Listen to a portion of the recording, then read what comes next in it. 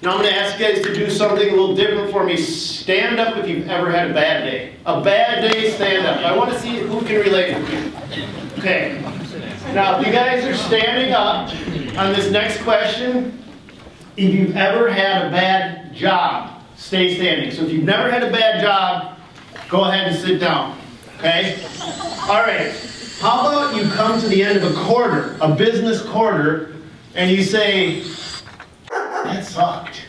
All right? So if you've ever had a bad quarter, stay standing. Okay? Now look around a little bit. We have almost everybody here still standing. Last question that I hope every single one of you can sit down at, but you probably won't. Stay standing if you've ever had a bad year.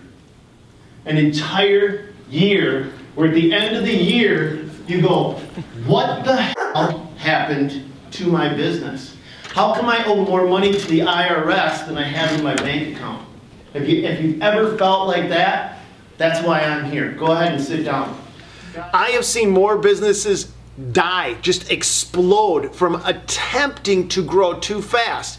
I have never yet seen a single business fail because instead of growing, they've decided to remain status quo, but then concentrate all that effort and energy that they would put into growth into just improving their bottom line, into just optimizing their profits. And so if you guys really want to have a truly successful business before you grow and expand, get your profit margins to where they're uncomfortable. And when I mean uncomfortable, where you are going, holy crap, how did I make this much money this year? And that's exactly what we're going to be talking about today. Now I'm at Pandemonium and I was supposed to be talking about YouTube, but I thought that this was so important that I didn't want to skim over it. So you're going to get a little bit of both. The most important thing that you guys can pull out of this before this video is done is to take a safe, steady path that I promise you will lead to success. So without wasting any more time, let's get back into this thing. I'm going to dispel a few myths. I want to make sure that before I'm done with my 15 minutes, I at least open a few of your eyes. Has anybody here ever heard of Grant Cardone? He has something called 10X. And a lot of people mistake what he's spouting and what he's talking about to be the fountain of youth for business. And I will tell you straight up, what he talks about is poison to most companies. Okay? And that is rapid growth. The fastest way to go out of business is to grow too rapidly. We are blessed as contractors with the ability to take on more work than we can handle. Has anybody here ever had to turn down a job because they were too busy? Let me see if hands. Almost everybody here has had to turn down work because they're too busy. And we start to think, what can we do to capture that next job? What can we do to do that next job? And we start to think bigger. We start to think in more massive scales, larger. I want more, I want more, I want more. And that's where we go wrong. And we've got people out there like Grant Cardone, smart, intelligent man. But the 10X theory does not work for what we do. It does not work because as contractors, we have to 10X our business. We have to add another skid loader. We have to add another truck. We have to add 2 or 3 guys to run that. We need a project foreman. We need marketing and advertising. We need all of the infrastructure to support that. And then, when the business goes down, those payments never go away, do they? They haunt you. And that's the thing that tends to catch up to us. That's the thing that bites us in the before we're done. You see, as contractors, we make the mistake of thinking that growth is the key to success when it's not. It's the second or third key. The first key to success is making every single project that you're currently working on hyper profitable. And that comes from knowing your numbers, bidding and estimating, and how to control those numbers on a job to give you the most profit at the end of a project. And then once you have those done, then you can look at expanding and growing. But don't put the cart before the horse. And so that's where I want people to go. I want a 10X. Now the theory of 10X and the theory of growth is amazing when you turn it inward. Don't plan on growing your business outward. Plan on micromanaging your business inward. And what I'm saying I want you to do is is I want you to start on the job you're working on right now, okay? If you guys have a project in progress, I want you to think about micromanaging that job to increase its performance. A 3%, we have a rule at Dirt Monkey University. It's the 3% rule, the 5% rule, and the 10% rule. And the 10% rule in Dirt Monkey University says that if you guys can make a 10% change on every single one of your projects, you can double your profits. Okay? And this isn't a lie, this isn't a theory. I see your eyebrows furrowing right there because you're wondering about this. This is actually a mathematical equation that we've gone through, and we've said take the main components of your business and change them by 10% on a per project basis. Okay?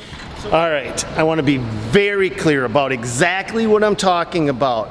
If you can take your job and increase the price by just 10%, and then decrease your material cost by 10% and reduce your labor on that project by that same 10%, when you're all done with these micro changes, you will double the profits on your project. But this is not theory, this is fact that we break down on a real job in the real world and show you really how to do it yourself. Of 10 on a project, you have materials on a job, you have your overhead on a job. If you change each one of those 3 components by 10%, what you're going to see is the profit on that project will double. And a 10% change is a little bit of a stretch, but we say start with 3%. Start with a bite-sized chunk. And then you greedy are going to go to 5%, right? And then you're going to go to 10%. And how effective is this? Well, I lived that entire idea of rapid growth is the key to success. It almost killed me, but I thought it's what the Joneses do. When I started out at 17 years old, I did $100,000. 18 years old, I did $200,000. And I kept going. And I didn't care about anything but that number, because all we care about is the gross. We need to care about the net.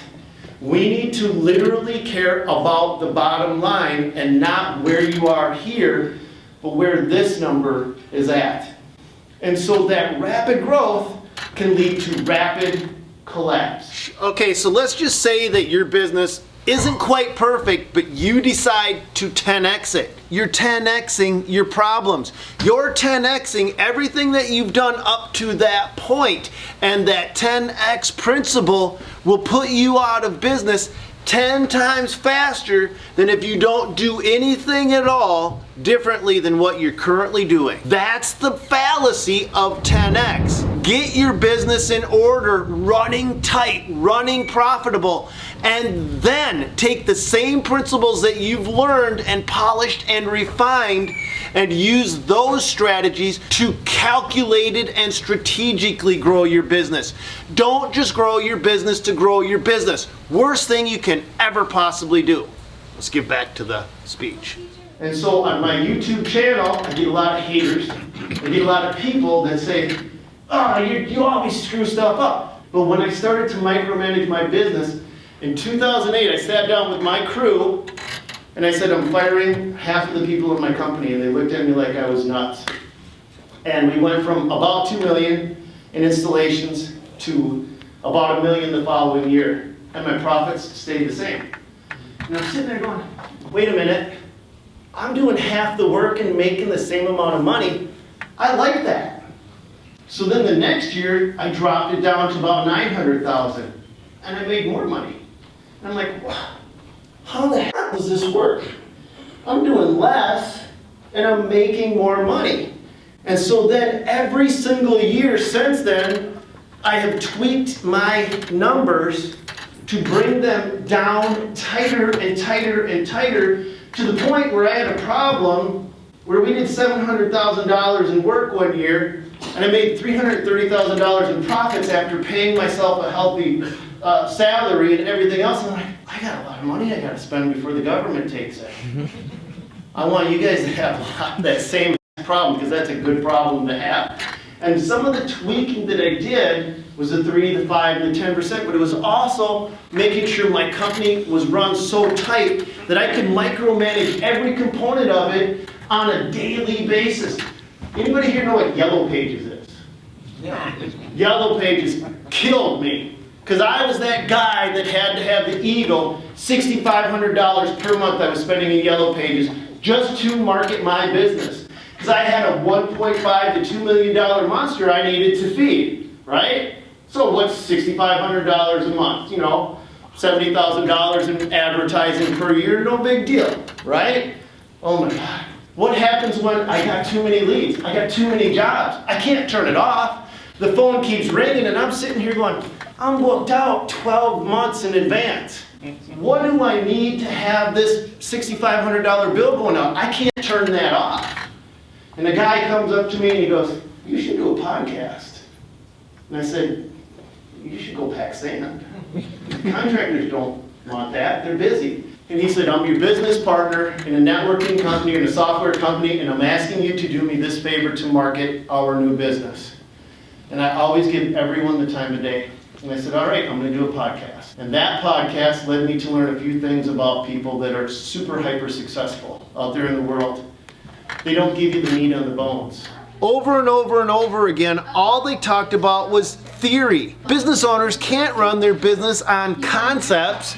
They need practical help, practical advice that they can apply to help them in their business. Get rid of the theory and give me something solid to work off from. I learned that the more I interviewed these hyper successful people, the less information they would actually share that was relevant, helpful, impactful, and something I could actually use in my business. I learned something very disappointing and sad by doing that podcast. Out of the 50, maybe even 60 some hyper successful people that I interviewed, less than 5 of them actually gave me something that when I was done with the interview, I could use as practical information and advice to immediately apply to my business. And that's when I came to the conclusion that something better had to be done. And one of them challenged me to make YouTube videos. His name was Keith Kalfas. He became a good friend of mine. And I said, Keith, please don't make me do this because I have an obsessive personality. When I start something, I can't stop until I do it 100% of the way. But I did it. Now, my initial goal with YouTube was to fill in the gaps in education that seemed to be lacking when I was doing the podcast. The information that I couldn't pull out of the people I was interviewing, I was just going to come up with on my own and put into these YouTube videos. But then I started to realize that not even that was enough. And so I teamed up with Phil Saros and Callie Taylor, and together we created an educational program called Dirt Monkey University that is only designed for education. We don't try to entertain you. We don't try to make you laugh or giggle or keep you occupied. We only want the hardcore people that are serious about growing their business to create a lifestyle that gives them everything that they could ever hope for. That was our goal with Dirt Monkey University. But let's get back to this. But then, anytime somebody discovers me, they instantly hire me because now I'm an authority on whatever subject it is they want. If they found me on a retaining wall or grading, can't tell you how many times they call my office and when I show up to work, they go, you're hired. And I'm not special. I'm just a contractor that puts home freaking movies out on the internet that people watch. You guys can do the exact same thing. There's nothing special. Here's a few things that I want you to do. You guys don't need to be YouTube superstars. You're going to learn a lot about being a YouTube superstar today, okay? I want you guys to think of it this way. The most important things you can do to your customer is be the person they recognize. When you show up, any one of you guys show up on a job site, they want to see your face.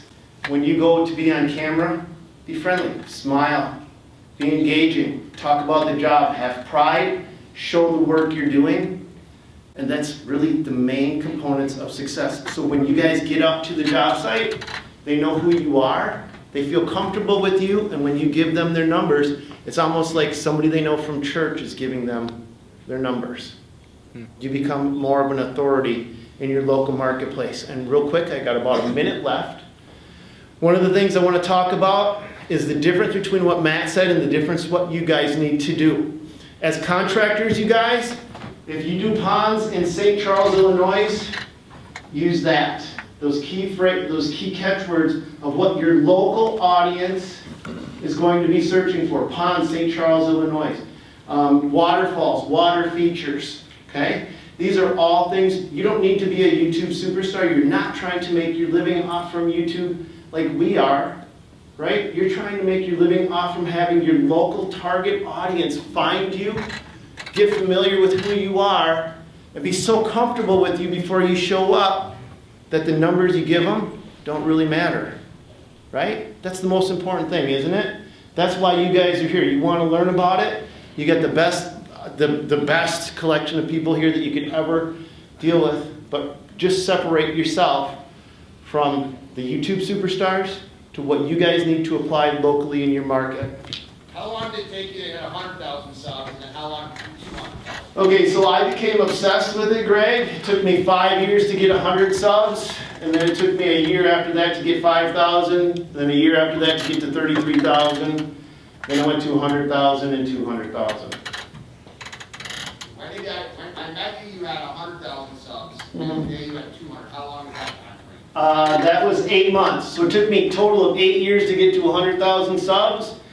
And then when I started to tweak my analytics from the advice that I got from Brian, I went from 8 years to 100,000 subs to 8 months to 200,000 subs.